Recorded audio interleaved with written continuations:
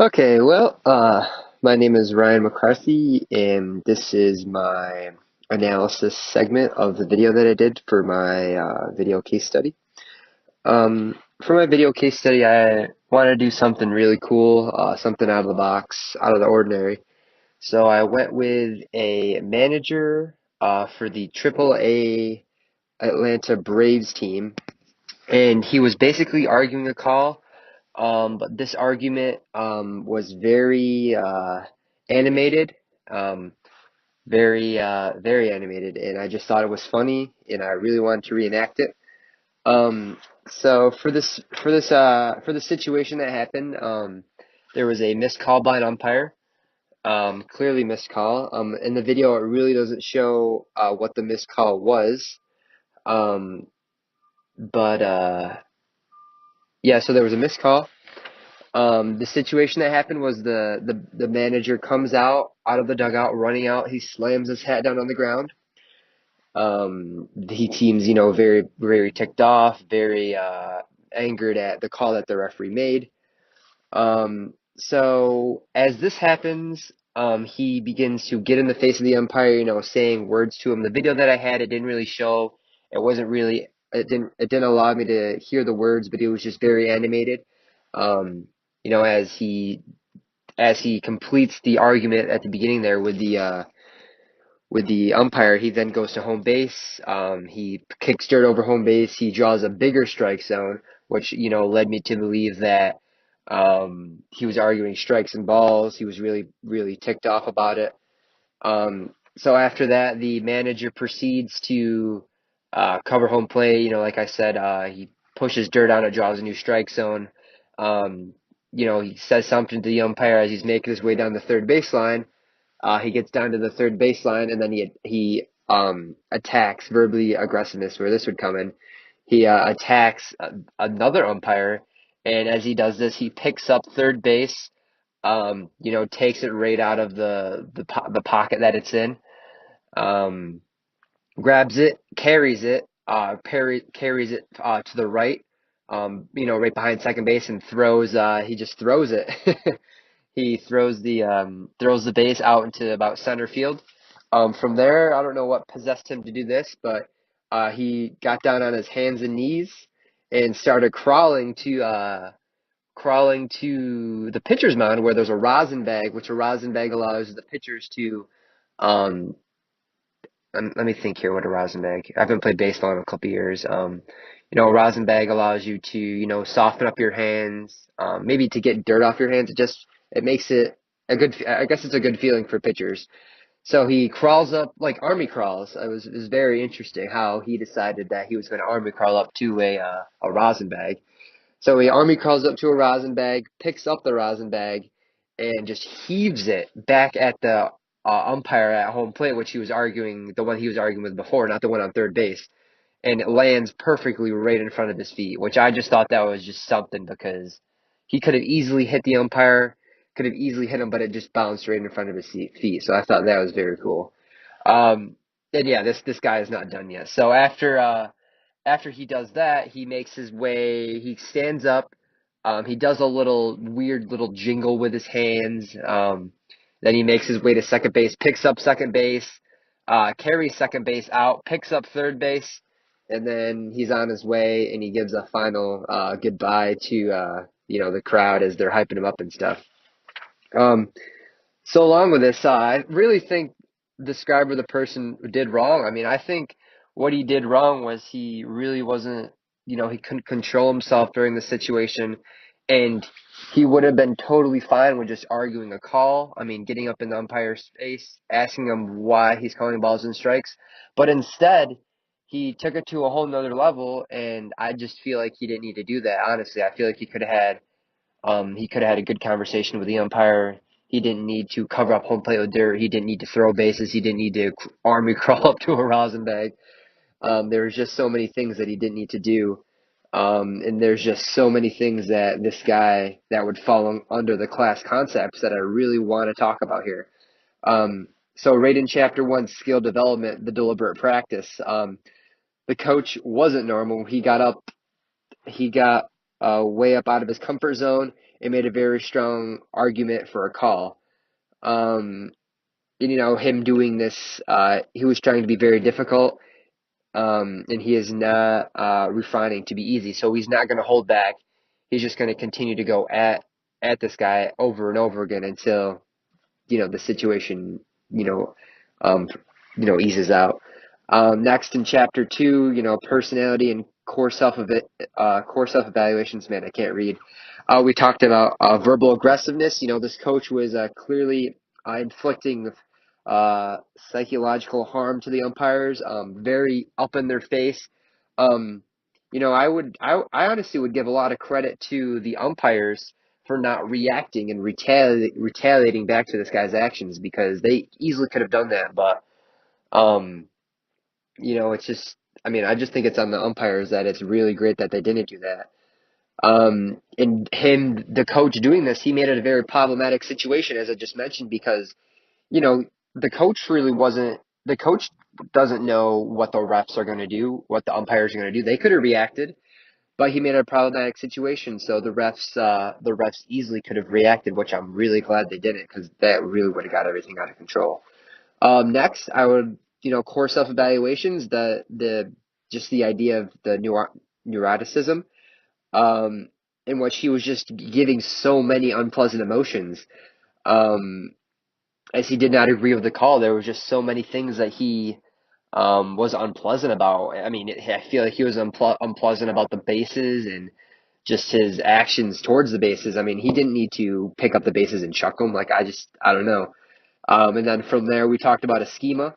Um, I got here a strong schema was present here during this argument, as the coach was very passionate about what he was attempting to argue. In which this case he had to make sense of his argument before he went out and argued this case. So what I meant there is the coach really had to think about what he was going to argue and then continue with his argument as uh, as he went on. Like I said earlier, I couldn't really tell what he was arguing about with the refs, but you could tell he was very animated and he was very ticked. Um, Here I have scope global. So seeing this from an outsider looking in, I questioned if this guy's always like this. So this would definitely fall under the global scope. We talked about global scope in class. Talked about how, is this person always act like this? Is this how they are all the time? And just seeing this guy, first off, I remember watching this video with my dad, and I was like, Dad, is this guy always like this? Like, I don't know if I played baseball, if I would, maybe I want to play for a manager that would fight for me like this, but I just question if he always acted like this. Um, in chapter 3, we talked about emotions and nonverbal messages. Um, a lot of things that stuck out here was the psychological arousal. During this, the coach's arousal rate was skyrocketing, in which I thought that should be discussed. He was just his temper was just so high. I feel like nobody really could have talked to this guy to control how he was feeling. Um, and at the end, you could tell during the video he was feeling so accomplished by this, was that he just completely put his two hands up, as in, I'm done. You fans can cheer me on as I do this, and I'll get a kick out of it. I'm doing this for the fans. Another thing is, as we talked about, the intensify of his emotion. The coach really intensified his emotions by going up and throwing bases, the rosin bag, getting really close up into the umpire's face. His emotions, he just lost his emotions. It was just his emotions were gone, so he continued by covering home plate, then next going and taking out bases, then that just kept leading to more things, as in, the rosin bag, and then next just taking a base, taking second and third base, and just taking them out to the outfield, getting rid of them, and then he was at peace with himself. Um, another thing is, this is going to cover masking, with the umpire and the coach. So for the coach put on a mask on he put a mask to make it look like he was a tough guy during this argument, that no one could really stop him. Then in the end, he puts up two thumbs, like I said, to signal that his job is done, which gave the fans satisfaction. So there's the coach's standpoint, and from the umpire standpoint, I feel like the umpires they really had to put a mask on so that they wouldn't do anything that um, would cause them to maybe have legal issues, not throw a punch. They really needed to stay even keeled with what, they've been trained to do as an umpire in these situations. And last but not least, I'd really like to touch on, face. Negative face was really present here. The coach was acting very free, and he really did not care what others thought about him. I mean, during this whole entire time, I was just thinking about, his parents, his family, what they thought, what they would think about this, and as people get in these emotions, um, they really don't think about all the little critiques maybe is the word that other people may think about, where they come from, who were they raised, all these other things that could play a major factor in here.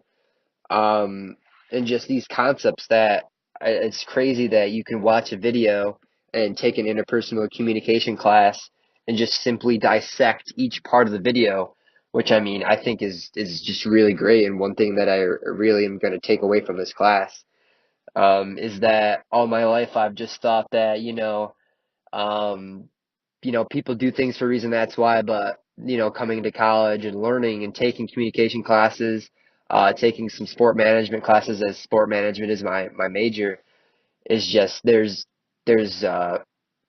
just already definitions for everything, and it's just so great to be able to put these concepts and these already predetermined things together, because it makes everything so much easier, and it just makes a lot more sense in the end.